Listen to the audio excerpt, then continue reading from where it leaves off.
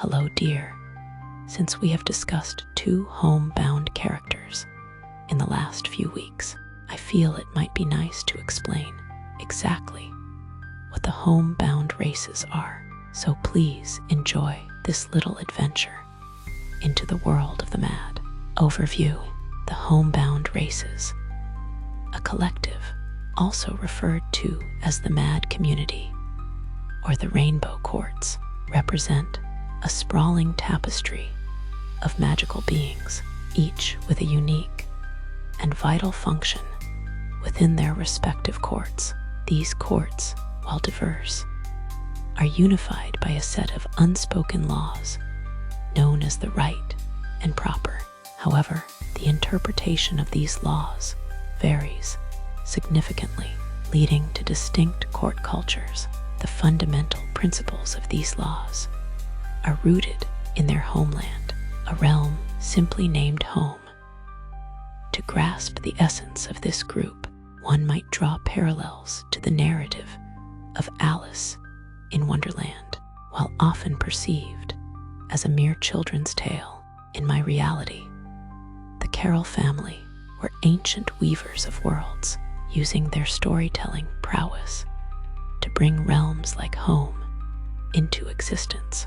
The right and proper, once clearly articulated in the Carroll's written doctrines, became ambiguous following a catastrophic attack on home. This assault fractured the realm's wild magic, prompting varied interpretations of the rules and sparking conflicts among the courts. This discord gave rise to the vibrant, multicolored oceans that now encircle the remnants of home. As fragmented pieces of home are continually rediscovered, new hues and interpretations emerge, adding to the complexity of their society. Background: home, a creation rivaled only by the land of Oz, was among the Carroll family's most masterful works. It served as the cradle of madness, a realm where each creature was born with an innate understanding of their role, free from societal judgment or misguidance. A hatter was unequivocally a hatter, and a queen was indisputably a queen, with no need for explanation.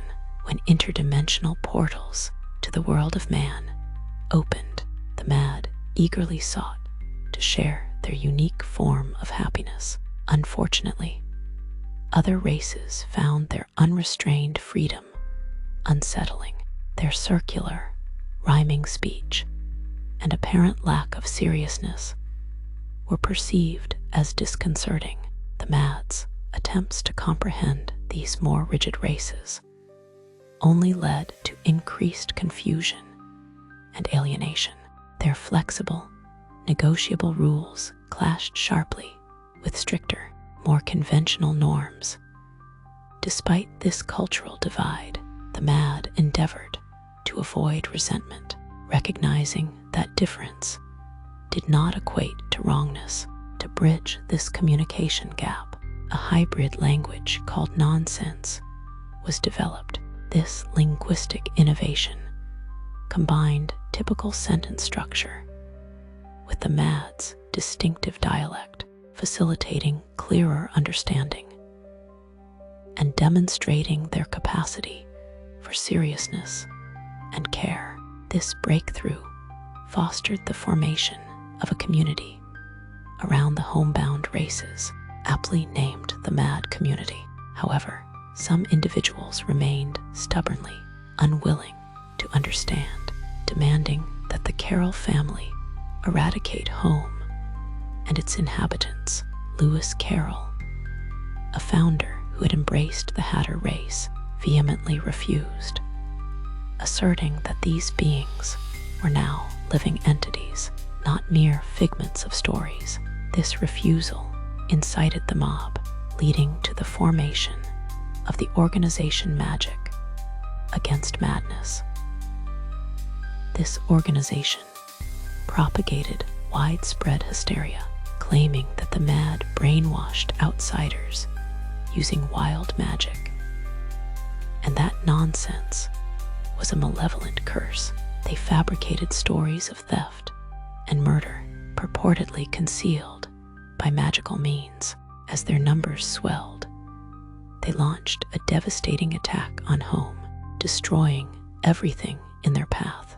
A powerful magical bomb split the island in half. They proceeded to burn the book that had created home, casting its remnants into the ocean.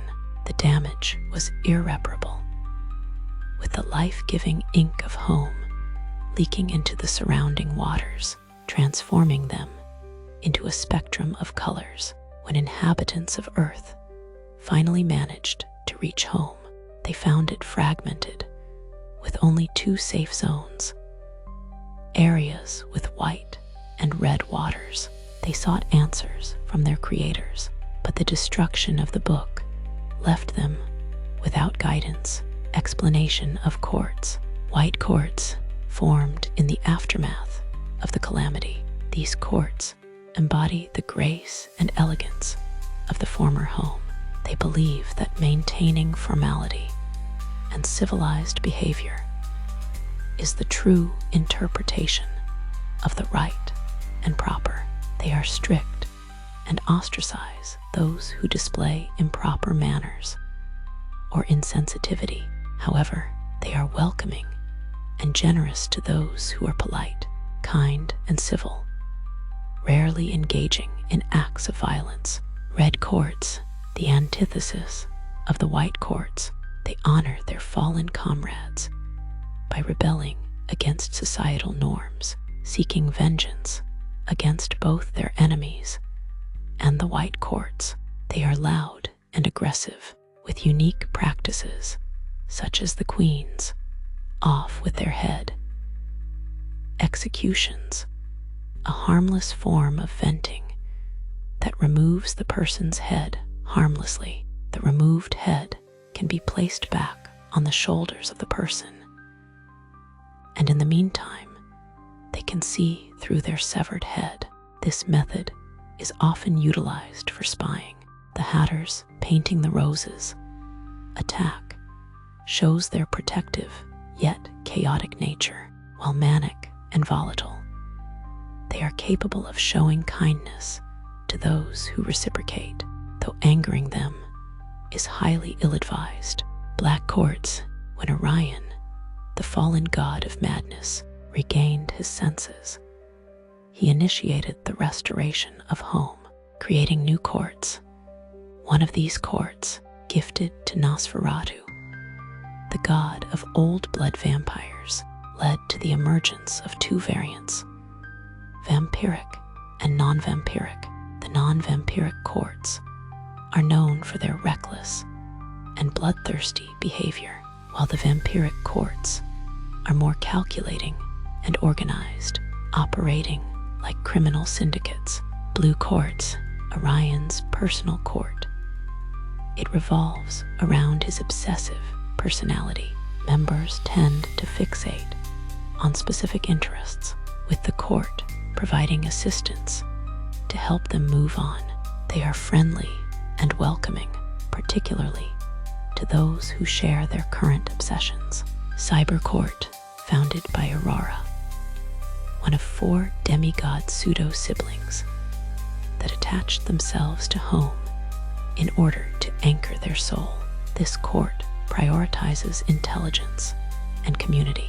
Members join a cyber hive collective, sacrificing individual autonomy for collective consciousness. Aurora serves as the sole royal, with all other members referred to as nodes. Star-crossed court, created by Selena, one of the other siblings. This court is driven by love and physical intimacy, embracing all expressions of affection. Chartres court, Minerva Ravenwood, another sibling, established this court for individuals broken by trauma.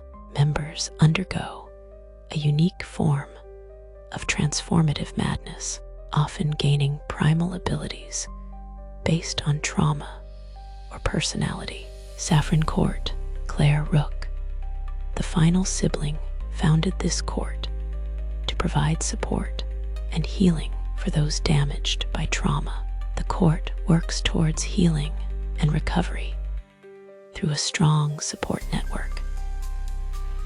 Violet Court, born from desperation, this court serves as a sanctuary for neo-blacks and neo-whites, and those infected with neo-blood who rebelled against their hive mind and their creator, known as the Godmother.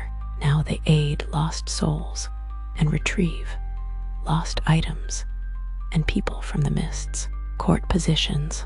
The courts share similar roles, though with distinct articulations and nuances. Royal, White Queen King. These rulers embody the pinnacle of civility, their courts functioning as bastions of etiquette. They are not merely figureheads, they strict social codes, viewing any deviation as a threat to the court's harmony. Their power lies in their ability to ostracize, effectively exiling those who disrupt their meticulously crafted order. Red Queen King. Their reign is marked by passionate outbursts and an insatiable desire for control. They view their court as an extension of their will, and any challenge is met with theatrical displays of power. The Queen's chosen weapon is a pink flamingo, while the King's is a large hammer. While their methods may seem chaotic, they maintain a strange form of order, one built on fear and respect. Black Queen King. A dichotomy exists within these courts. Non-vampiric royals revel in cruelty, viewing their subjects as playthings. Their courts are domains of terror, where life is cheap and suffering is entertainment. Vampiric royals, conversely, operate with cold efficiency, their courts resembling criminal enterprises. They value results over theatrics, and their power lies in their ability to manipulate and control. Blue Queen King. These rulers are defined by their obsessions, their courts revolving around their ever-shifting interests. Their subjects serve as both assistants and companions, helping them explore their fixations. Their leadership is less about control and more about shared exploration. Cyber Queen. Aurora's reign is a testament to collective consciousness. She views her court as a single entity, a network of interconnected minds. Her power lies in her ability to access and utilize the collective intelligence of her nodes, whom she is fiercely protective of. Star-Crossed Queen King. Their courts are sanctuaries of love, where all forms of affection are celebrated. They rule with open arms, embracing diversity and rejecting judgment. Their power lies in their ability to foster connection and intimacy. Chartreuse Queen King. These rulers are forged in the fires of trauma, their courts serving as havens for the broken. They lead with primal strength, guiding their subjects through shared pain. Their power lies in their resilience and their ability to transform suffering into strength. Saffron Queen King. Their courts are oases of healing, where compassion and understanding reign. They lead with gentle guidance, helping their subjects process their emotional wounds. Their power lies in their empathy and their ability to foster hope. Violet Queen King. They are the guardians of the lost and the protectors of those who have been rejected by the Neo-Hive. Their courts are refuges for those seeking sanctuary, and they lead with a fierce determination to protect their people. Rabbit's Rooks, White Court Rooks.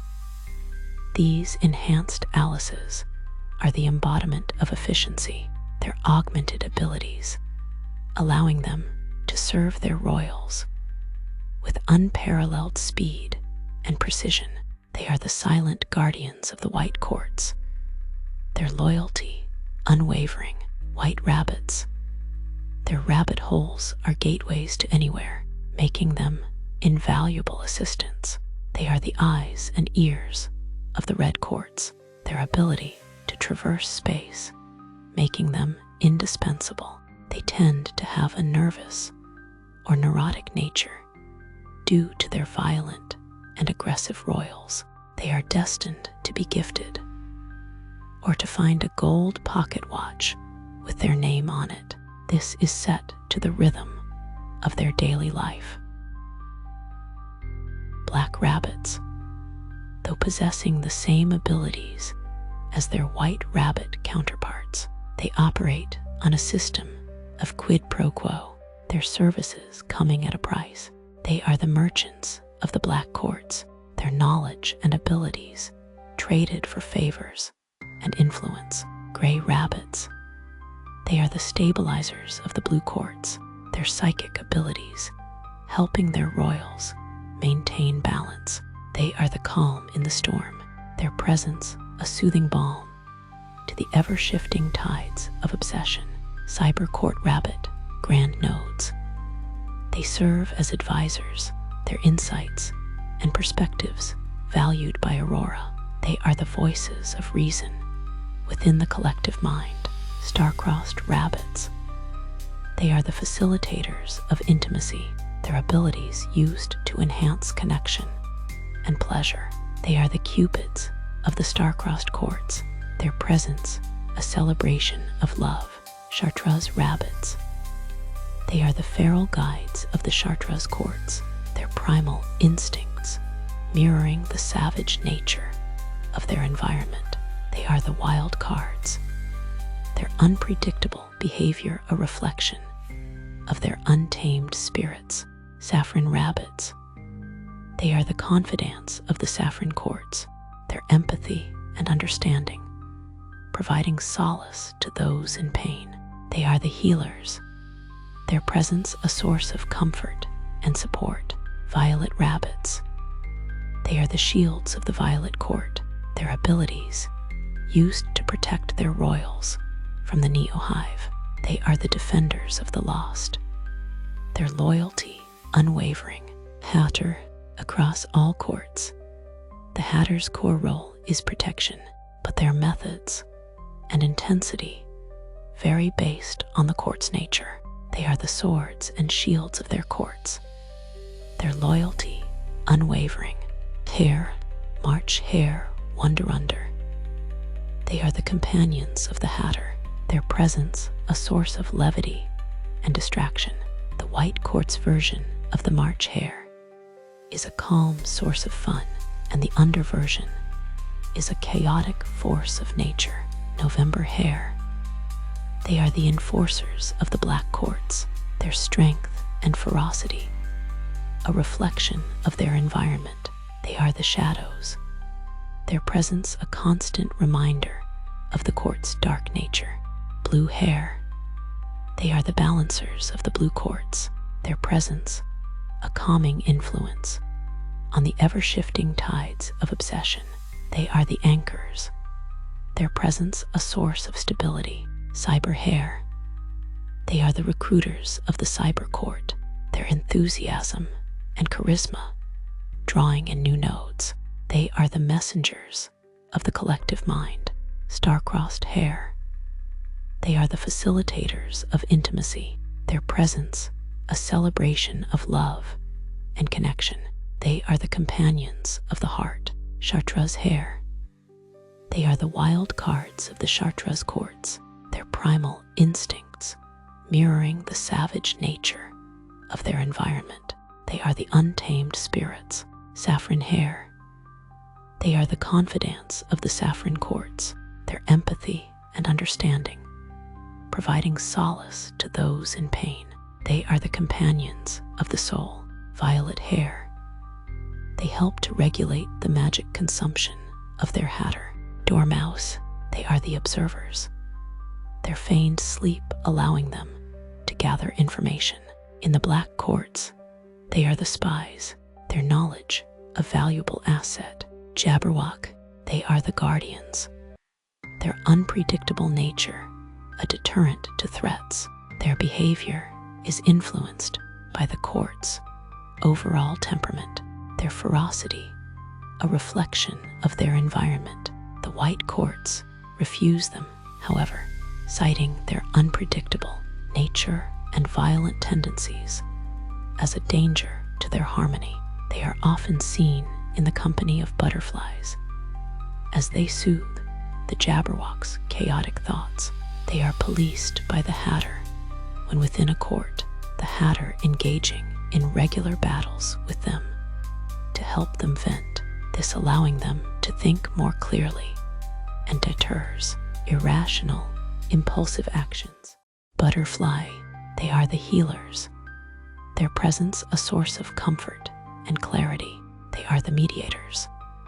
Their ability to soothe anger, making them invaluable allies. Their dust, which they can smoke through a hookah to soothe the mental anguish of those around them and promote deep thought. They can also infuse this dust into medicine that can be smoked to produce the same effect. This is exceptionally helpful for those with RHS, allowing them to better understand the changes that are happening to them. This can also slow the progress of RHS in its early stages. Alice, they are the anchors. Their connection to the outside world, grounding the Hatter. They are the companions. Their presence a source of stability and support. They have a curious, inquisitive nature, this allowing them to understand both the sane and mad world. They can also be drawn to white rabbits instead of hatters, this giving them an even more logical outlook, but not hindering their ability to interact with madness. The standard Alice, a floaty, curious spirit with a kind nature, can be tainted, however, if they are traumatized, corrupted by some other means. They can turn dark, adopting a more voracious and violent nature. Squire, they are the apprentices. Their presence a testament to the Hatter's legacy. They are the future guardians of the courts. To show this, they wear bolo hats instead of the traditional top hat. Poet, they are the storytellers. Their words weaving magic into reality. Their muses, called starshins, are the poet's inspiration and most precious person. Their presence inspiring creativity and wonder. Cheshire Cat, the Cheshire, isn't beholden to any particular court. They may join one sometimes due to an affection for certain members. They are primarily drawn to Alice's as they crave to claim a fundamental part of them called their way home. This results in the Alice being no longer able to find any place they once called home, like their house, for instance. This usually results the Cheshire adopting the Alice as one of their own, while seen often as a tragic fate. This can result in a strong bond between the two, especially if the way home is given willingly. RHS, Rabbit Hole Syndrome. Rabbit Hole Syndrome, RHS, is a unique and complex condition, a magical contagion that permeates the homebound races. It's more than just a disease. It's a transformative process, a journey into the very essence of madness that shapes the inhabitants of these vibrant courts. Transmission and manifestation. RHS primarily spreads through intimate contact, a magical STD that intertwines the essence of the mad with those outside their community. Dormice, due to their constant exposure to magic-infused tea, are believed to be potent carriers, while hares, paradoxically, are the weakest. Their constant physical interactions somehow diluting the contagion. The star-crossed courts, with their open embrace of physical intimacy, have developed a natural immunity, a testament to their profound connection to the physical realm. However, RHS isn't solely transmitted through physical contact. Extreme mental trauma can also trigger its onset, shattering the boundaries of normalcy and plunging individuals into a transformative madness. This form of RHS is particularly insidious, as it often targets those already vulnerable, those whose minds have been fractured by pain and suffering. The transformation, the process of RHS, is a gradual metamorphosis, a slow and often unsettling shift into one of the homebound races. The specific race an individual transforms into is determined by a complex interplay of factors: their mindset, their likes and dislikes, their ideals, and their alignment. It's a reflection of their inner self, a manifestation of their deepest desires and fears. While the destination of this transformation is fixed at the moment of infection, the path one takes can be influenced through mental training and research. Individuals can guide themselves towards a specific court, shaping their madness to align with their chosen community. For example, someone drawn to the blue quartz might cultivate an obsessive focus, immersing themselves in their passions to prepare for their new life. Living with RHS, the MAD community, despite initial reservations, has largely embraced those affected by RHS. Individuals like Louis Bennett, a leader of a gang composed of both MAD and RHS-affected individuals, have demonstrated the compatibility between these groups, sharing experiences and offering guidance. The MAD provide a support network for those navigating this transformative journey. Magic Against Madness and RHS. Magic Against Madness, however, exploits the fear and uncertainty surrounding RHS.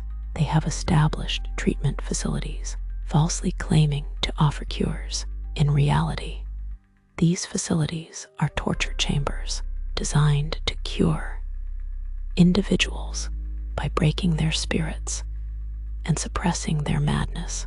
The success stories they present are merely victims of trauma, individuals who have convinced themselves they are cured, when in truth, they are often on the verge of full transformation. The butterfly's balm, the butterfly race, offers a unique form of relief for those with RHS. Their hookah smoke, infused with calming magic, slows the progression of the disease, providing individuals with more time to adapt to their changing minds. This allows for a more gradual and less traumatic transition, a way to navigate the turbulent waters of madness with a sense of control. Connor Pitras, for example, uses the butterfly's hookah to maintain pace with his lover, who is undergoing the torturous treatments at a Magic Against Madness facility. The challenges of transformation.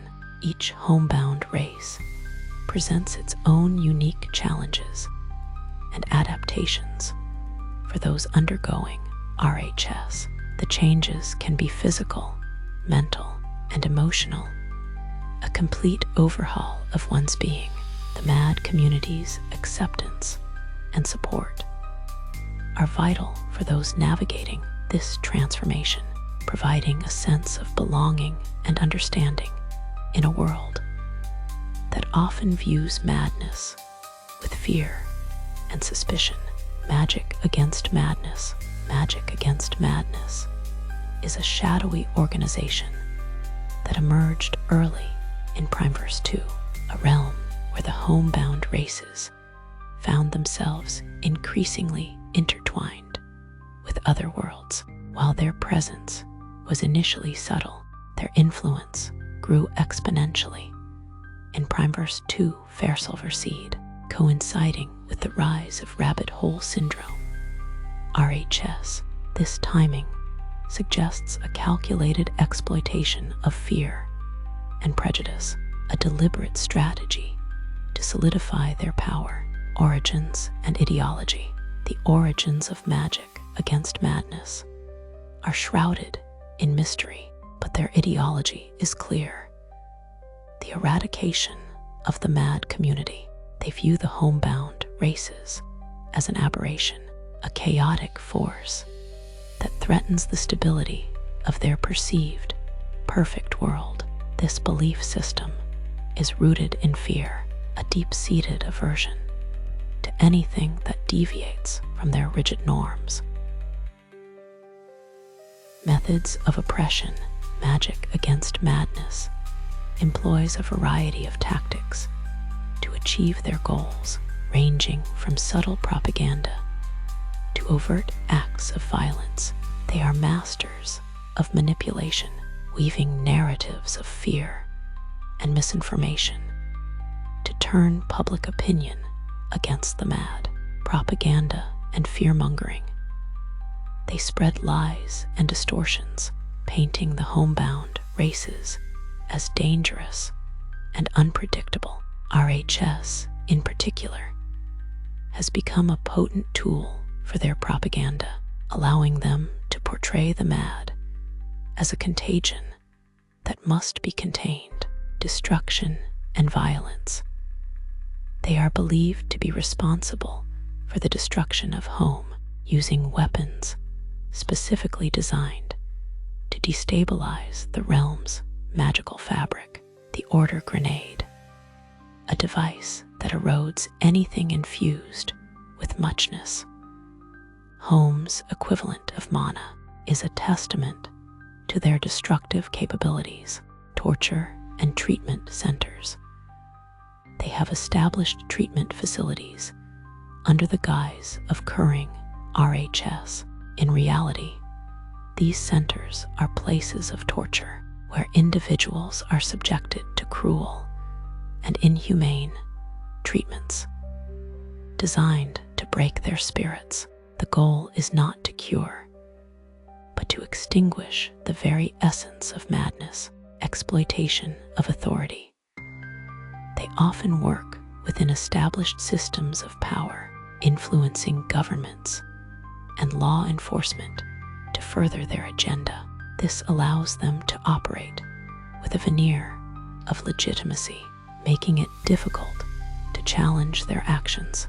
Impact on the homebound communities. Magic against madness has had a profound and devastating impact on the homebound communities.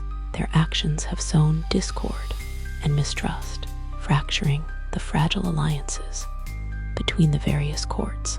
The constant threat of violence forces the mad to live in a state of perpetual fear, hindering their ability to thrive. Division and conflict. Their propaganda has created deep divisions within the mad community, with some individuals turning against their own kind. This has weakened their ability to resist oppression, making them more vulnerable to attack.